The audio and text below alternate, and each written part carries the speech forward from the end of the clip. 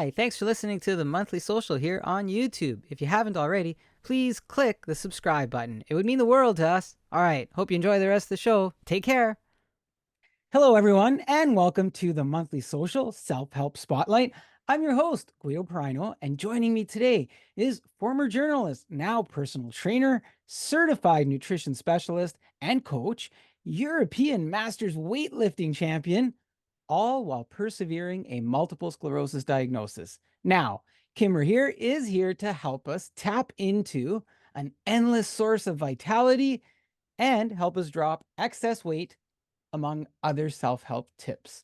Thank you for joining us, Kim. How are you today? I'm great. Thanks for having me. It's a bit of a rainy, overcast day, which is rare where we live, so we're enjoying it. Now it's right now here it's sunny and hot and humid, which is also rare for this time of year. But let's talk about where you're coming to us from. You're in Madrid, Spain, correct? Yes, that's right. I'm a German myself, but we've been living here for close to 10 years now. And my husband is Belgian. He Mhm. retired. We had to make up our minds, where do we want to go? And we didn't want to go to Germany nor to Belgium. And we thought we're having such a great time living here. We're just going to stay put. What brought you to Madrid? Well, we were journalists, at the time, like you mentioned, my husband too. So he got assignments, and they were mostly for 4 years. So we lived in various places, and we came to Madrid in 2014. And he managed to pull off 2 more years, and then, Oh, like six instead of four. yeah. And then he retired. And, when we decided to stay longer than 4 years, we already knew that we liked this place. So, and that sounds exciting, kind of, circumstance. And then you go, hey, I'm going to make something else out of this. For those who've never been, what would we see? What would we go to Madrid or Spain at all? What would be the highlights to see? Yeah, well, in Spain, what people love most are the beaches, I think, in the Mediterranean. I prefer the north. They have beaches too. It's just not as hot, but they have beaches and mountains. So Mm. it's like a little bit like the West Canadian West Coast, I would say. That's what some people tell me. We are in Madrid, like smack in the middle, which is sort of high and dry. It gets very hot in the summer. Madrid is a very like pleasant place to live. What you want to do is you want to go out, you want to eat tapas, Spanish food, you want to sit Mm. outside in the warm weather until late at night, and you're going to see families until after midnight, small kids running. Makes it a very Wow. safe place too. And then one really Mm. big thing that Madrid has, and I think it's even more interesting than any kind of architecture that you could look at, is the museums. They have the Mm. Prado, they have a museum, a private foundation called Thyssen, they have the Reina Sofia, so like three huge museums with art from the whole history of mankind and all kinds of places. It's absolutely impressive. Where we've given folks some travel advice. I've heard actually that it's become a more popular place to go as a destination for folks. So I wonder if you're seeing that the tourist levels increase because it's been on the hot spots of place to go these days. Yes, Um, there's always tourists. Kim, you talked about you were a journalist. Was that like a freelance thing that you did, or did you end up working for a paper or a network or? So I used to work for a newswire when I started out, for a German service of an international news wire, which is called AFP, Agence France Presse. That's where I met my husband. He was working for the French side of it, and then we got married, and I quit my permanent job, followed him, and freelanced from then on, and then just sold stories to whoever would buy them.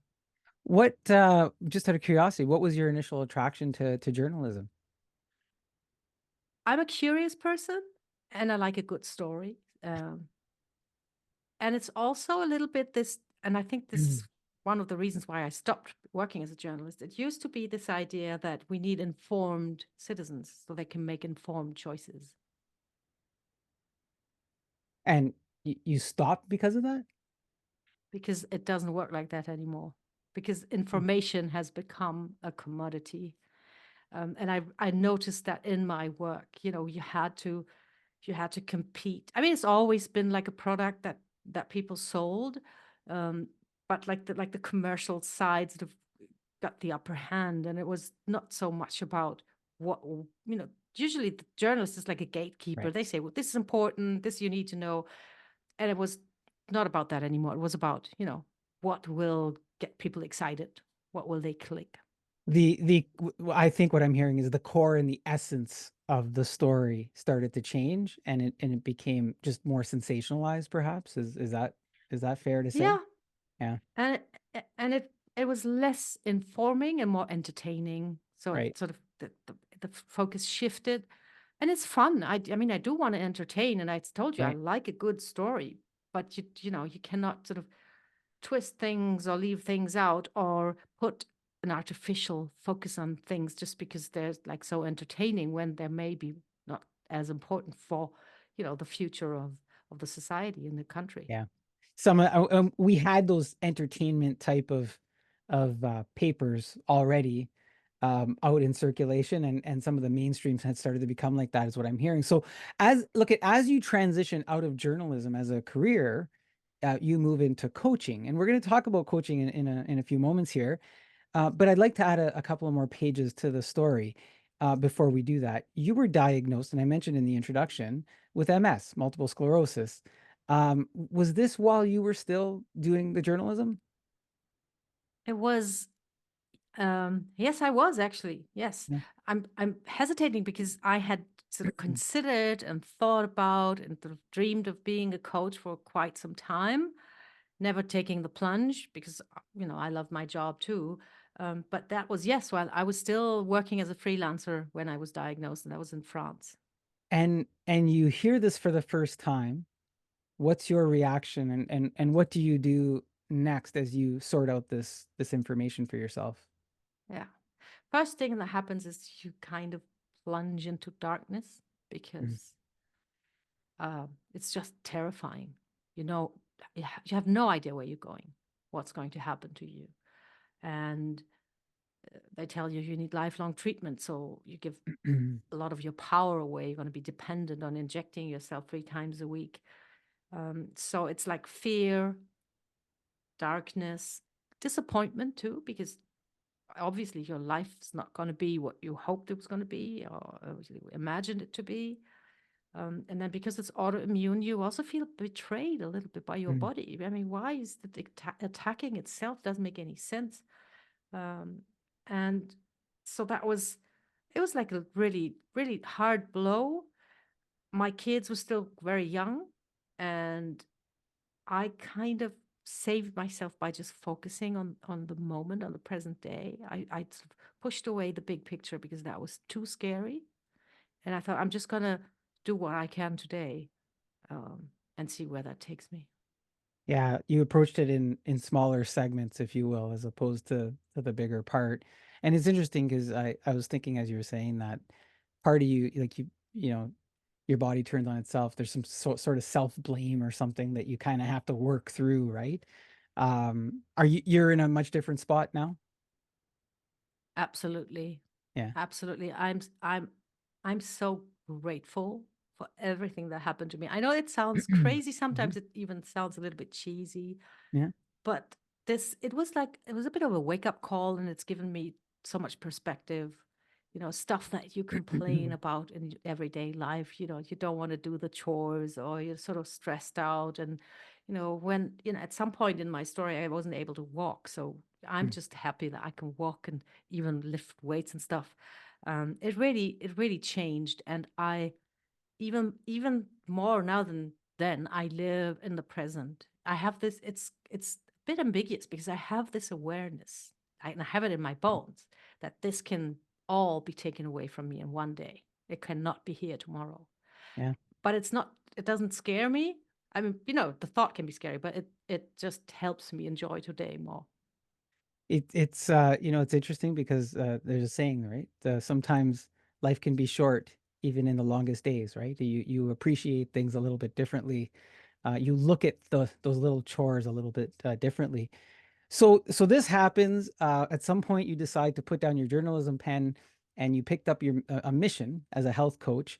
What's the trigger, and what are some of the first things you did to make that happen, Kim? Yeah. So when I got my diagnosis, I asked the doc, can I exercise?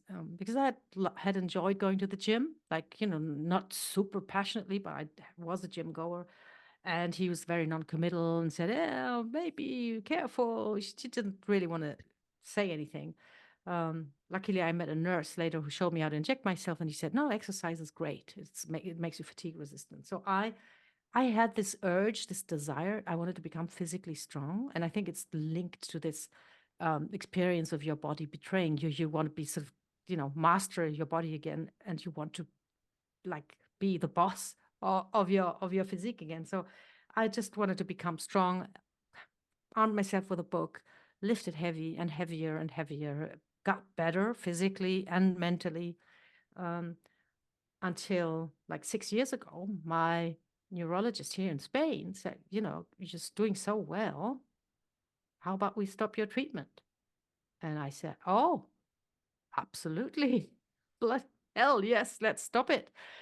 And that's when it gave me the courage to take the plunge to do the thing that I had been thinking about for a while.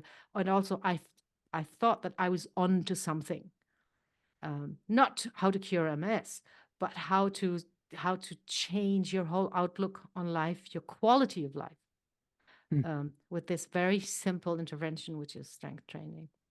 So we're not saying MS is cured or this is the cure or whatever, but just so I understand, your training and your strength training, you no longer take medication for your MS. Absolutely. That's And phenomenal. Congratulations. thank you. And Yeah. that's another thing I'm so grateful for. Yeah. And I think, as I said, I would never claim that, there's like the direct causal relationship. Not at all. But I know that nothing but for my mental health, my mindset, it changed everything for me. It makes you so confident and so optimistic. Um, and that will always have, knock-on effects on your physical health when you're mentally sort of balanced and happy. So let's talk about that mental strength. As you evolve in your health and fitness journey, just so happened to end up winning the European Championship in master weightlifting. So, how does this happen, and what goes into being able to achieve that? And you've talked about physical and mental. So, from the physical and mental health perspective, how do you end up doing this? But there's a bit of sort of accidental happenings. And I think it's also some kind of path towards like physical challenges and fulfillment. We moved to Spain. I worked with a personal trainer. He was very happy to work with me because I was one of the few women who wanted to lift heavy. He loved that. And after a few months, he said, "Would you like to try Olympic weightlifting?" He had got into that himself. That was the only reason. He had just started it. He thought it was fun. And my only memory of this was from watching the Olympic Games with my dad when I was a kid. And it was like, fat, to me at the time, old men in weird leotards lifting heavy stuff overhead. Um, uh, but I knew that they were like sort of feats of strength. And I thought, yeah, that would be pretty cool. Let's try that. So I tried it. I sucked at it. But I realized it's a mix because it's a mix of strength and technique. Olympic weightlifting has only two moves. You have to put the bar overhead.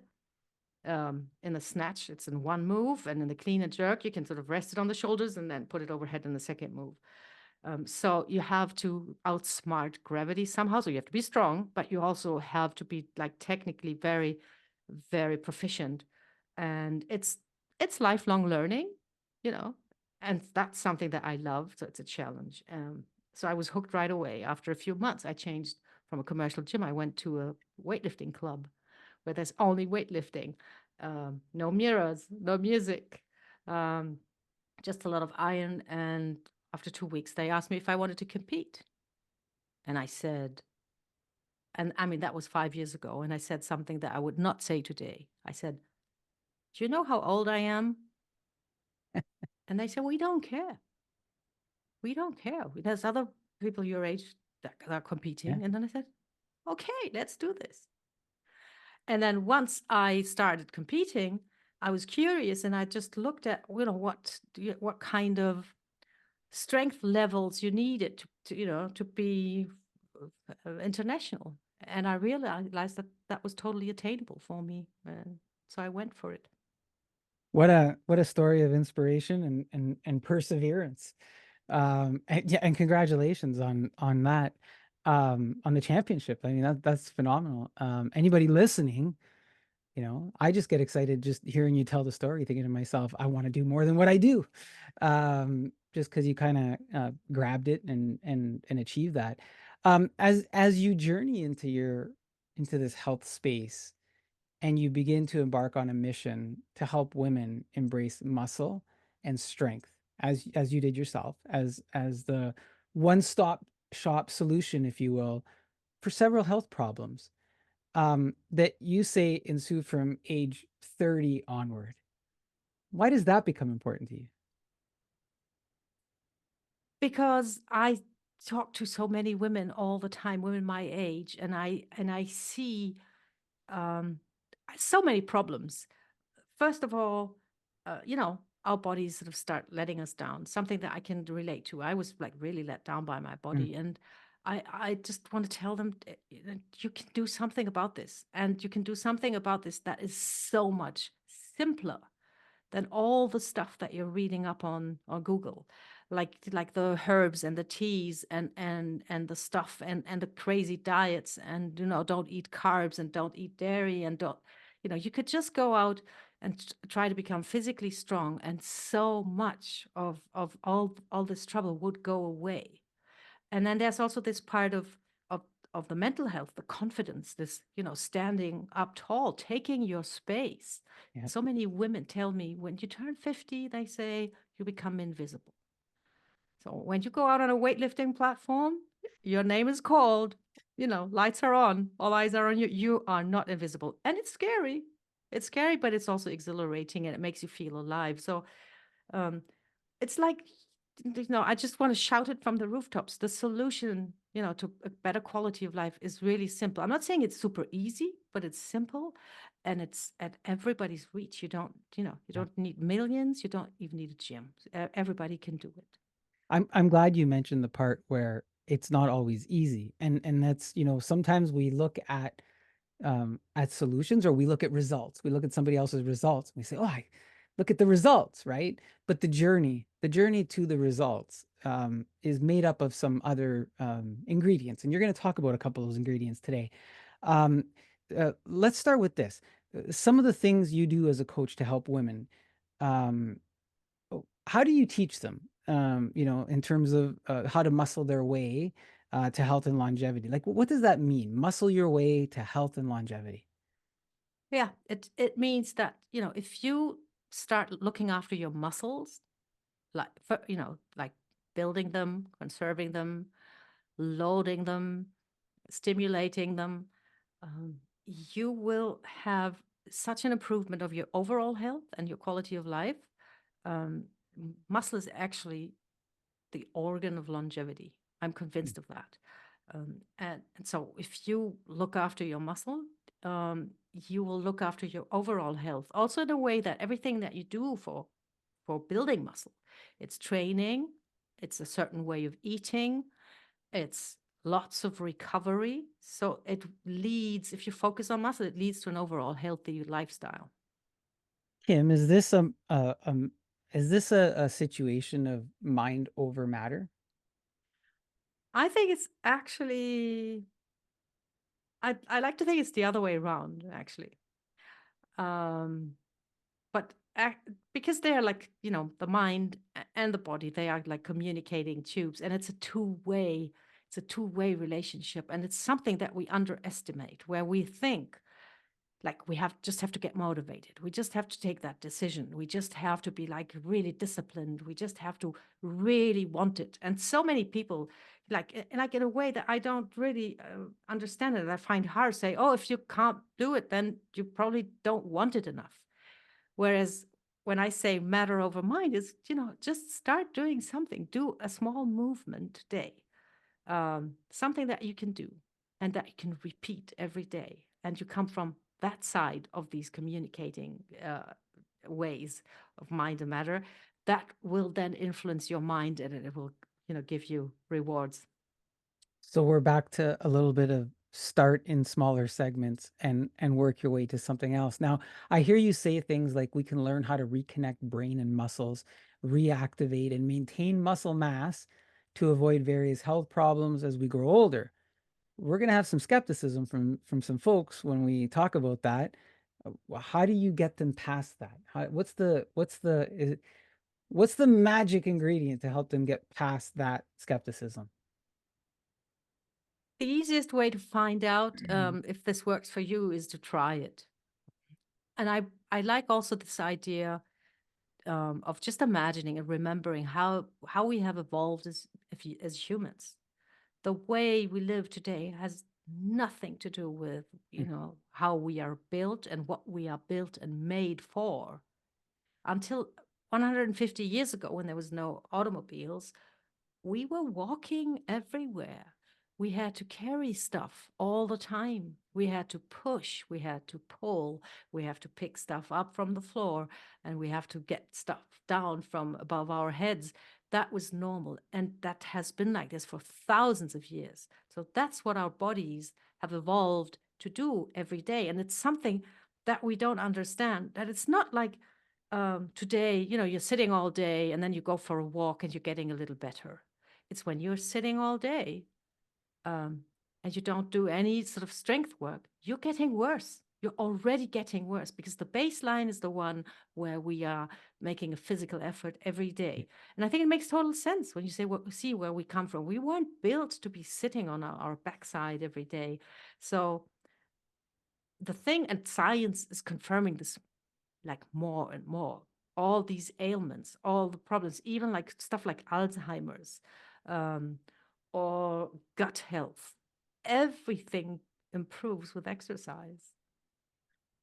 So maybe expand a little bit. Help us understand how muscle is related to overall health, metabolic, bone, and even mental health, if you can.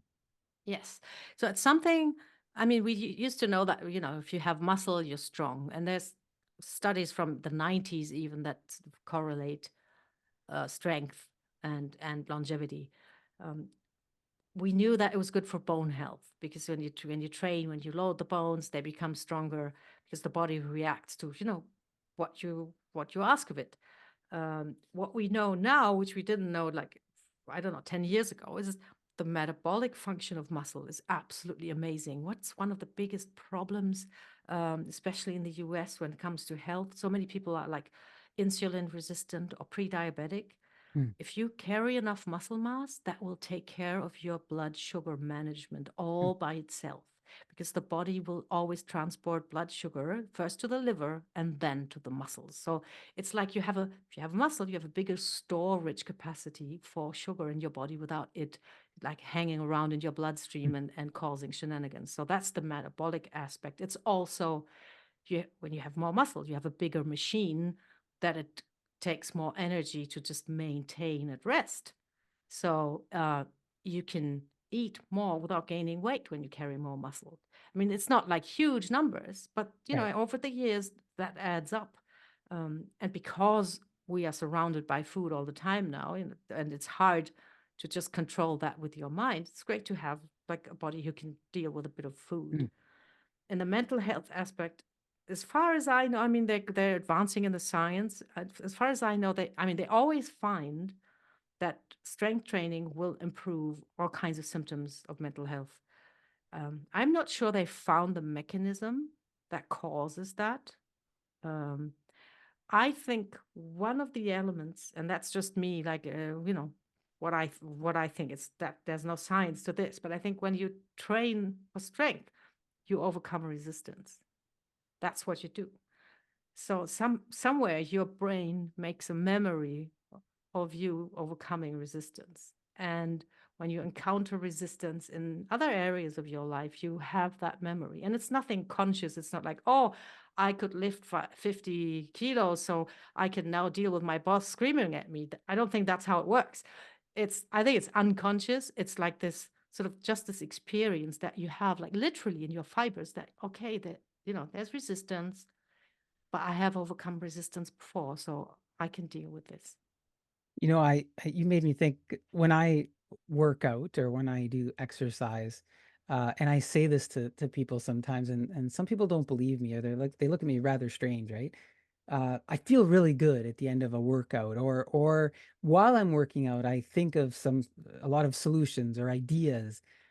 Things become clearer, or I might go to the workout and I have something that was a problem during the day, and it was festering in my mind, and then by the end of the workout, I have like well, I'm going to try these steps because I think about it and you get some focus. And I always thought that the workout kind of helped me in these other areas from that mental capacity or health perspective. But a lot of people don't talk about that part of it. A lot of people just talk about the physical, the muscle, that part of it, right? And I say, I feel really good. And then they just look at me and they say, I don't get it. Why? And I say, when you have that muscle pain or when you overcome that, when you do 3 sets of something, and you go, oh, I did 5 more kilograms than I did last time. You've overcome something and you feel like you've won something. Does this make Yes. sense? Absolutely. And, it's not only like the physical resistance that you overcome, like, you sort of overcoming gravity. I think it's also your inner resistance, just Yeah. what you're describing there, because it happens and it will happen in everybody's workouts. It's hard. And there will always be this voice in your brain that says, you can stop here. It's enough. I'm not having a good day. It's sort of, nah, I'm in a rush. You know, Yeah. that's your inner resistance. And when you overcome that too, that makes you also so much more confident and stronger. So I can totally relate to that. And also the fact that to work out and to lift, you need focus. And I Right. think that focus sort of relieves your brain to some extent of all the stuff that you're carrying all day. And that when you then sort of liberated from all that clutter, you know, the solution, like you're describing, all Yeah. of a sudden is obvious and it comes to you. Well, it's interesting because in earlier we talked about segments, right? Shortening things, making them smaller, making them more achievable. I go into part of the routine and I'm doing 3 sets of something, and the first set is 15 repetitions. I just need to accomplish those 15 repetitions. And once I'm done them, I'm like, hey, I accomplished that. Now I can do a second set, right? And you get this little breakup of segments. Um, Look, what if I'm one of those people though who, no matter how much I work out, just never seems to gain muscle mass, no matter how hard I push to do it? Yeah. Um, it doesn't matter, because you will have muscle, you will increase fiber, the fiber size will be smaller, you will become stronger, you will have, better, all the health effects, you will have them. You will just don't not look the part, and most people don't really want that. It's No. crazy that the people who do want to look like that are mostly those who struggle to achieve it. It's also something that I want to tell all the women out there who still think, "Oh my God, I'm going to look bulky." Just look at the guys toiling away for years and years, and they never achieve that look. And Yeah. how are you going to achieve it with so much less testosterone in your system? So look, let's talk about pushing hard in women. What can women do to start building muscle without getting hurt? Because as you know, you kind of just hinted at it. We go to the gym. It could be intimidating. We try to push ourselves. We see other people around us who look apart, right? And you think, how do I need to look like that? How do I look like that? But you don't. But how do you start building muscle without pushing yourself and risking injury? I think it's really important to have an assessment at the beginning. You need to know where you are at. Everybody's different and everybody has a different story. And if you've been sedentary, and the women I work with sometimes have been sedentary for decades, you can't just download any old YouTube like high intensity interval training workout and expect to be doing that and having results without getting hurt or frustrated or Mhm. discouraged or even disgusted because like it should suck and it's good for people who are in shape but not for people who need to get in shape. So you really want a thorough assessment of your status quo. You need to know where your strength and mobility are at, and then you need to do the exercises that challenge you at that level, at that entry point, and then take you further from there. If we talk about the challenge for a moment, from the perspective of resilience, what is resilience, and how do we know if we are resilient? if we have it in us, or how can I become more resilient once I understand it? Yeah, I've sort of come up with my own definition of this, and it may sound crazy, but you just said, do I have it in me? And I think it's not an inbuilt trait. It's not a character quality or a personality trait. I think of resilience as a safety net that you build. Because what does it mean to be resilient? It means you can bounce back, right? You take a fall, you bounce back. So I just imagine, like the safety net that people have under when they do the tightrope walking and stuff. That's your resilience. So you have to take care of every single knot in that net. What does it mean? I came up with this thought when so many women, I'm not lying, so many women tell me 3 years ago, I was in fantastic shape. I worked with a personal trainer. I lost weight. I worked out 3 times a week. I felt great. And then they left town and it all stopped. And I just think, how can you have your whole system, your quality of life, your health, sort of your fitness program rely on the presence of one person? This is like you have just this one, you don't have a net, you just have a knot, and the knot breaks and then you fall through. Of course, you can't bounce back. Yeah. You need like gym buddies, you need other activities, maybe walk or bike or swim, have friends that you go on hikes with, have someone help you with good eating, whatever it is, you need like many points of support. So when one breaks away, the others will carry you. So your trainer leaves, you don't have a trainer anymore. At least you keep walking with your buddies, you keep eating healthy, and you have some time, to find a new trainer. You just, don't let it all go just because you had this one point. And I think that's what resilience is. So you can build Mm. it. You can, tie your knots, make sure you have a lot of points of support. So when something happens, and something always will happen, right? That's Yeah. just life. And you have enough support to catch you and make you bounce back. Yeah, and those are good points. And part of that strategy, I know for myself, sometimes I will bring someone in uh, for a session or a boost or something, and then I'll go focus. And then if I feel like, oh, okay, let me retweak or let me retool, and then you kind of go. So the different strategies, but absolutely, I think it's the avoid the have sort of multiple points of success. Sometimes we say let's not have multiple points of failure, but have multiple points of success, so that if Yes. one exits, then you have those other things to kind of lift you up. Kim, you're also a nutritionist, and you say, trying to eat healthy is the worst strategy for people who want to drop fat and become lean and strong. Now, this seems to go against all the mainstream things that we hear. Clarify that for us. So, what are the Yes. pitfalls of eating healthy? And I'm using air quotes, eating healthy, right? Yes. So first of all, we're talking in a fat loss context, right?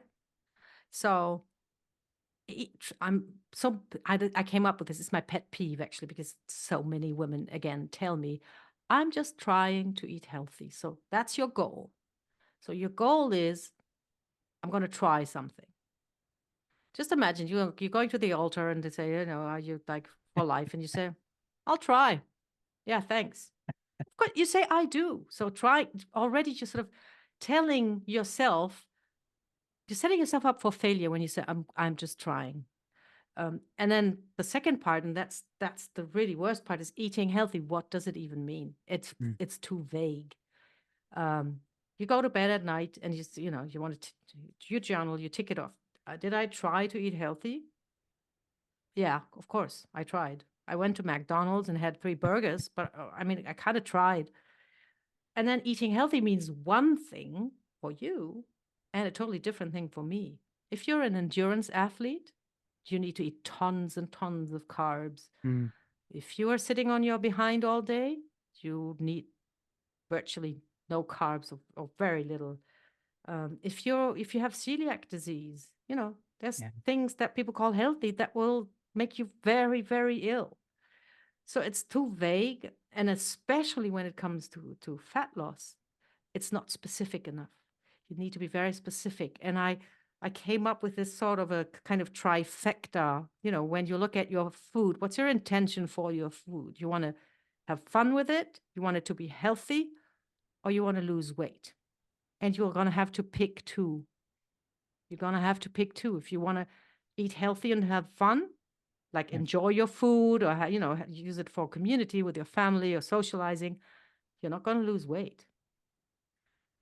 If you want to eat like super healthy foods, only whole foods, for example, and you want to lose weight, it's not necessarily going to be super enjoyable. Yeah. And then, if you want to lose weight and enjoy your food, you can do that, live on diet sodas and all sorts of low calorie, high protein bars, but it's not going to be very healthy. So you Right. want to be like really specific and be clear in your intention. And if you want to lose weight, just healthy won't do it. The biggest pitfall in eating healthy is people eat way too much fat. They eat tons of avocados and nuts because it's so healthy. And then they are surprised because the scales don't move. Right. And I really like I like your trifecta: fun, healthy, and lose weight. I love the pick two, right? Because the third one is always out of balance. And I think it's really important because you mentioned earlier too, um, when we look at ourselves, right? Like eating healthy, looking at ourselves, um, we have to customize. We have to understand ourselves, and we have to customize what that means. But it takes that little bit of work. This is what, we talked about effort to get the result, right? We see the result. We see person A have the result, and we say, I want to be person A. And then you hear what person A did, right? But that fit person A. So what fits you, right? And tweaking that. Um, why do we feel tired and heavy? Because we don't eat nutritious foods and because we don't sleep enough. Sleep is a big thing. I'm actually just working on becoming a sleep and recovery coach too, because sleep is huge. And I was still brought up in this culture where, you snooze, you lose. Like sleeping was like inactivity. In my family, people who got up after 6:30 were like lazy bums and stuff. Um, It's Kim, Sleep is like, it's the European in us. That's what it is. It's the you think that's it, yeah. And sleep is like it's the key to so many things. Because when you're not sleeping well, you're gonna make poor decisions. Hmm. That's just keep it that easy. You sleep deprived, you're going to make poor decisions, and you're going to make poor decisions in all areas of your life. So just on that, on the notion of sleep and energy, you also say that you can help us tap into an endless source of vitality and drop excess weight in about 15 minutes a day. That sounds too good to be true for some people when they hear that. What do you do to make us fabulous in 15? Well, I just give you something that you can actually do every day, because it's not so much about how long you do your training is, right? It's about how consistently you can do it. And 15 minutes, and that's why I came up with this, is something anyone, maybe except the President of the United States, everybody else can find 15 minutes in their day. Yeah. Um, and, we put a lot of effort in thinking, oh, this kind of workout is going to do this, and that kind of workout is going to do that. And I have to try this, and I have to go, I don't know, do body pump or hit training or cardio or strength. And we're sort of looking for the best workout. Best workout is the one that you can do consistently. And that's why I boiled it down to 15 minutes. Um, and for most of my clients, it's something that I do at home. They can do the 15 minutes in the morning in their pajamas. And this behavioral part of exercise is the one that we forget all the time. On January 1st, we say, I'm going to go to the gym 3 times a week. And you think that you have taken this one big decision. But what you have done is you've sort of forced yourself to do what you actually set out to do. You have to take 20 decisions every single time that you want to go to the gym. Yep. First of all, anyway, you have to pick a gym. You have to buy a gym bag. You have to pack that gym bag. You have to go into your car, you have to drive through traffic, you have to find parking, you have to walk in, you have to check in, you have to go into the changing. Those are all decisions that you have to take. So it's not this one big thing and then that's going to work. And this is also why these January resolutions fail. But 15 minutes a day that you can do falling out of bed in your pajamas, that's just one decision you have to take. That's so much easier. And that's the crucial part. And then of course it has to be the exercise, as we said before, that's right for you at where you are at right now, that challenges you enough, but that you can keep doing. And this is something that was for me the biggest surprise when I started working, is after 2 weeks of doing that, people say, "Oh my God, I have so much energy. I can't believe this." You think that, "Oh my God, I'm going to work out, I'm going to be tired." It's the opposite. Mm-hmm. And you, Kim, you help women do this with Absolutely. it's your program is Fabulous in 15, I believe it's called. Yes, that's Yeah. it. Now we've talked a lot about, and by the way, the theme there is consistency in what you have said today, and your theme continues to be breaking things down into achievable chunks where you have consistency, it's repeatable. You remove the word try, but you replace it with do. And you can, the big result is at the end, but you can start to see some smaller increments of results as you go. Now, you do this a lot. A lot of the conversation has been around helping women. Do you also help men if they're interested? Of course. Right on. I've worked with men, and it's just a slightly different sort of mindset. Um, my feeling is that I think for men, it's just you just tell them what to do, and they will do it. Hmm. I mean, most of them. Hmm.